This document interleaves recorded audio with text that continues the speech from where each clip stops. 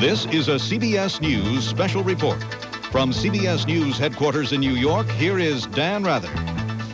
Good day. President Bush will speak in a few moments in the White House briefing room. Subject we expect to be Panama. Mr. Bush is expected to announce what he has decided to do about the United States and Panama. Standing by in the briefing room is CBS News White House correspondent Wyatt Andrews. Wyatt, I know we have only a few seconds before the president is scheduled to arrive there, so tell us what you know.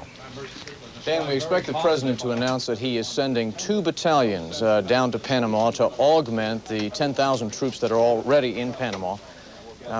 The troops will be described as a move that will be only defensive in nature. This is not going to be described as an invasion, but the president is known to be quite concerned about the danger to Americans down there. The events over the last 48 hours, and in particular the pictures of the out-of-control riots and the beatings of the opposition leaders, have given rise to concerns here at the White House from every scenario, from the taking of hostages to a continuation of the harassment that many American citizens and military personnel have suffered in Panama over the last year. We expect also some sort of order that relates to military dependents, Dan, that are in Panama. The president is expected to announce some evacuation of those dependents either to the bases that are in Panama or back here to the United States.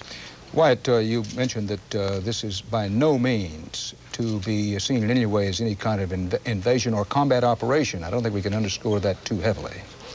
That's right, Dan. We should also say that the president is working hard to assure both the Congress and Latin American allies that that's the case. He's doing that for a variety of reasons. He worked hard on selling that to the Congress this morning. And Dan, we're getting a call now that here's the president.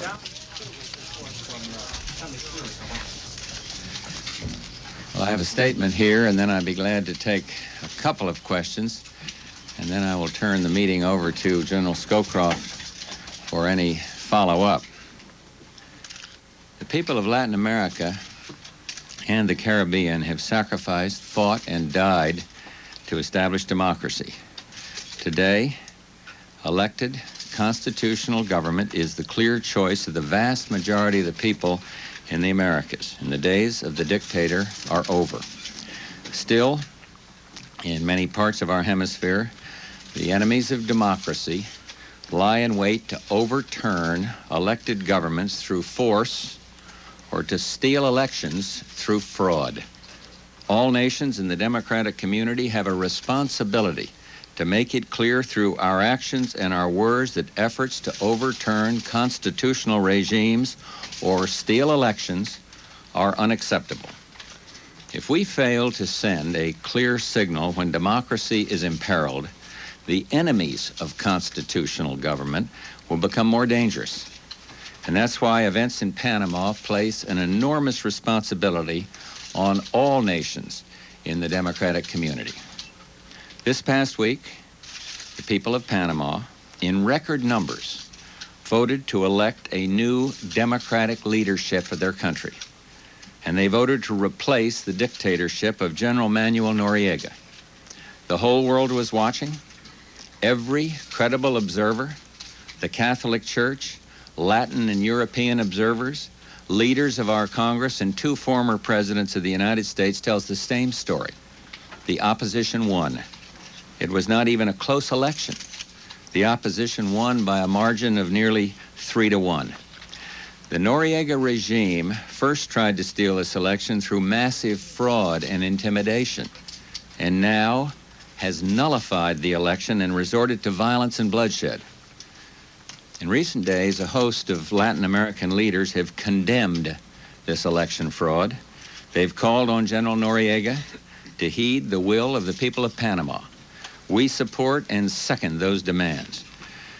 The United States will not recognize nor accommodate with a regime that holds power through force and violence at the expense of the Panamanian people's right to be free. I've exchanged these views over the last several days with democratic leaders in Latin America and in Europe. These consultations will continue. The crisis in Panama is a conflict between Noriega and the people of Panama. The United States stands with the Panamanian people. We share their hope that the Panamanian Defense Forces will stand with them and fulfill their constitutional obligation to defend democracy. A professional Panamanian defense force can have an important role to play in Panama's democratic future. The United States is committed to democracy in Panama. We respect the sovereignty of Panama, and of course we have great affection for the Panamanian people. We are also committed to protect the lives of our citizens, and we're committed to the integrity of the Panama Canal treaties, which guarantee safe passage for all nations through the canal. The Panama Canal treaties are a proud symbol of respect and partnership between the people of the United States and the people of Panama. In support of these objectives, and after consulting this morning with the bipartisan leadership of the Congress, I am taking the following steps.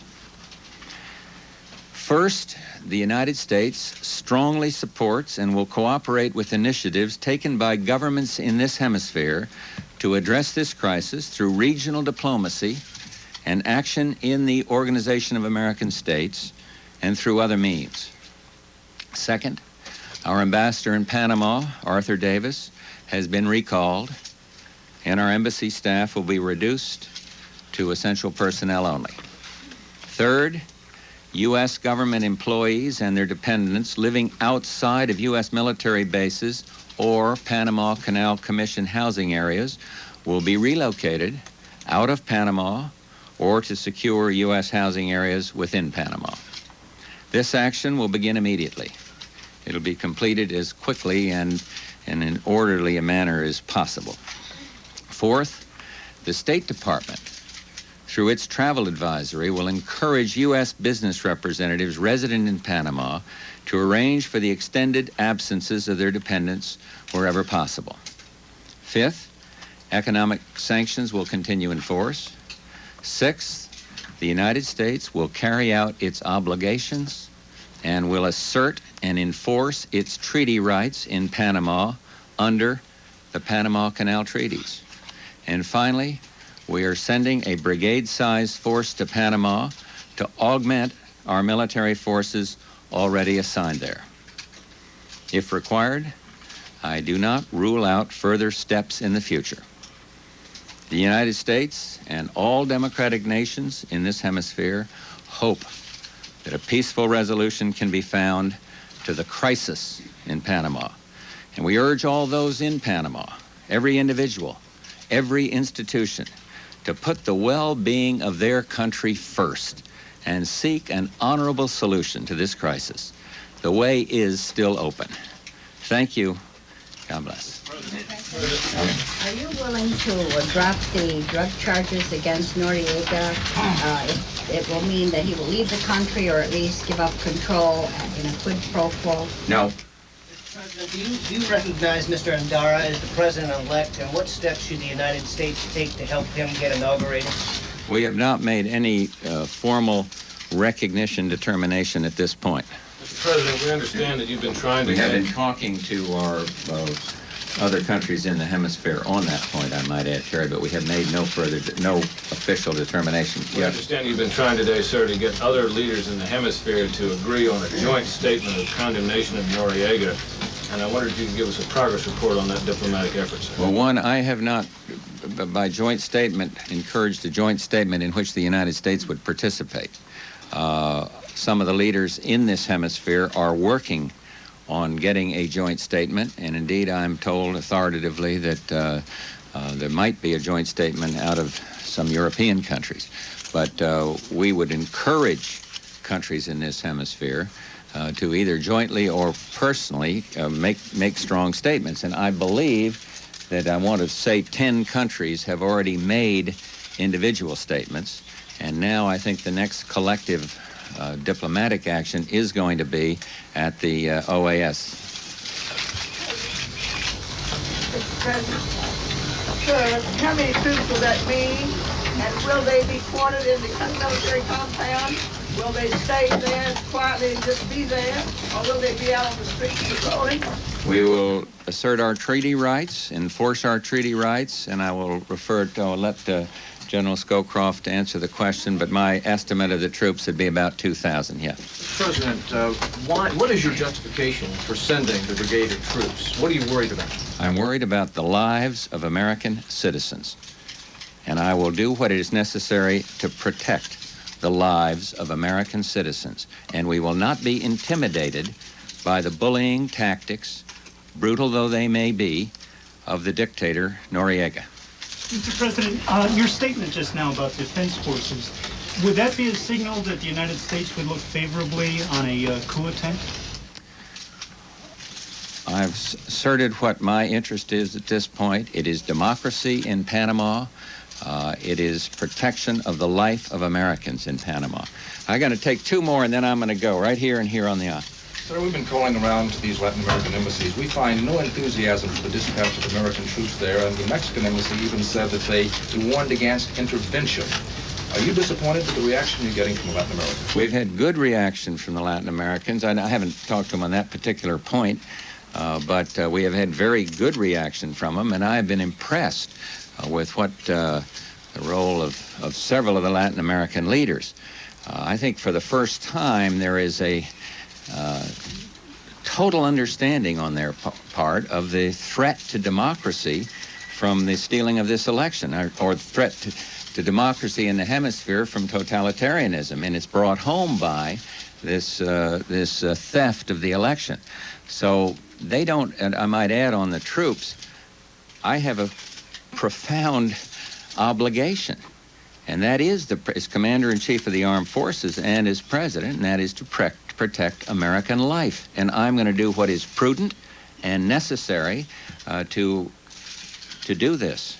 And so we have a different obligation. We also have certain treaty rights and obligations. I'm prepared to fulfill our treaty obligations, and I am prepared to see that our treaty rights are exercised.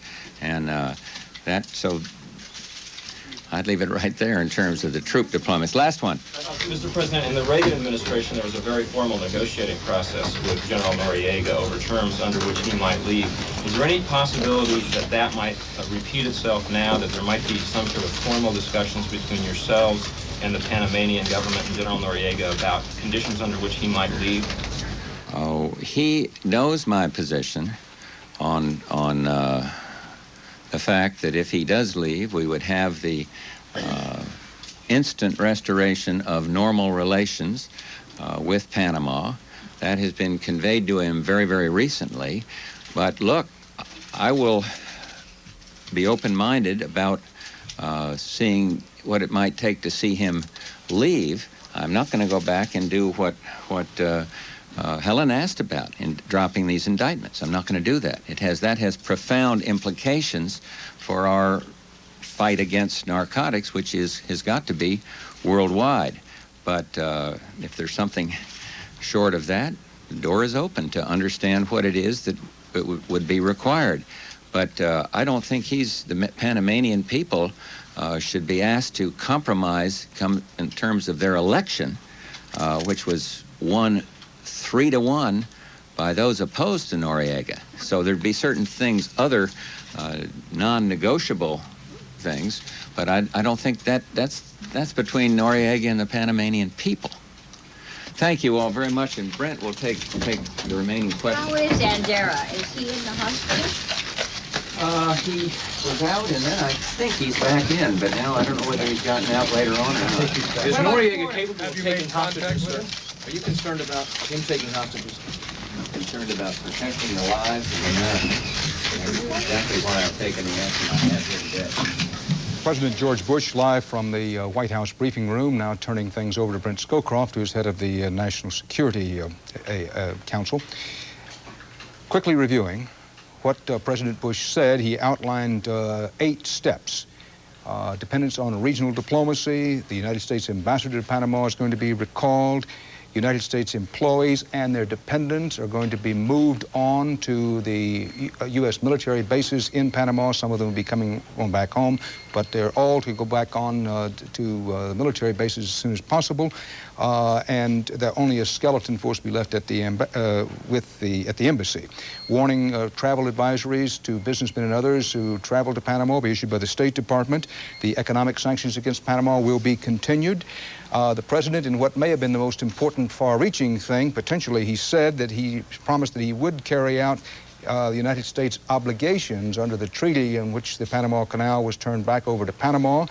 Then he said a brigade-sized reinforcement of U.S. soldiers would be sent to Panama simply as a precaution. And number 8, he did not rule out announcement of future steps.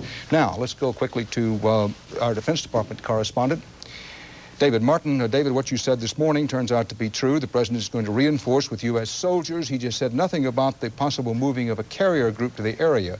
Is or is not the carrier America going to that general vicinity still a possibility, if not a probability?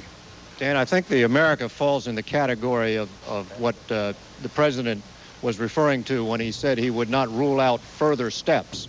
The America, it does not appear, will be part of this present reinforcement, but the America is still in the picture. It just has not received an order to go down to the vicinity of Panama the way these other units have. The units that are going that we know of right now are a battalion from the 7th Infantry Division at Fort Ord, California, a battalion from the 5th Mechanized Infantry Division at Fort Polk, Louisiana, which, by the way, will go by sea, and then a small Marine contingent from Camp Lejeune, North Carolina.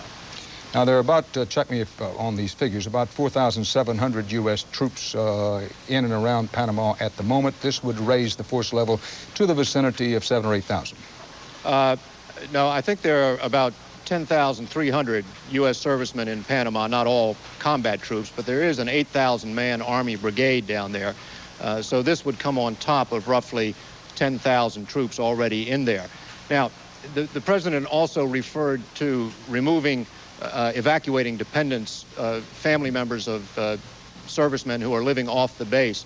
If you count all of the family members of servicemen and Department of Defense civilian employees, there are about 3,000 people living off U.S. military bases in Panama. Those people are now going to be brought onto the bases and then evacuated back to this country. David Martin at the Pentagon. CBS News reporter Juan Vasquez has been our man in Panama City for quite a while now. Juan is on the telephone with us now. We are not able to get pictures out of Panama at the moment. Juan Vasquez, are these steps likely to have any effect on the Noriega regime and, more importantly, on getting Noriega out? Well, this happened last year, as you'll recall, Dan. President Reagan at the time ordered some additional U.S. troops onto American military bases here in Panama, and Noriega very quickly tried to turn that to his advantage, portraying himself as a nationalist who was about to be invaded by the United States. The lack of support he got in this election would indicate that that didn't work, but he certainly tried to portray himself that way, not only inside Panama, but throughout Latin America. It's in the past, gestures, tough talk, threats haven't worked with Noriega.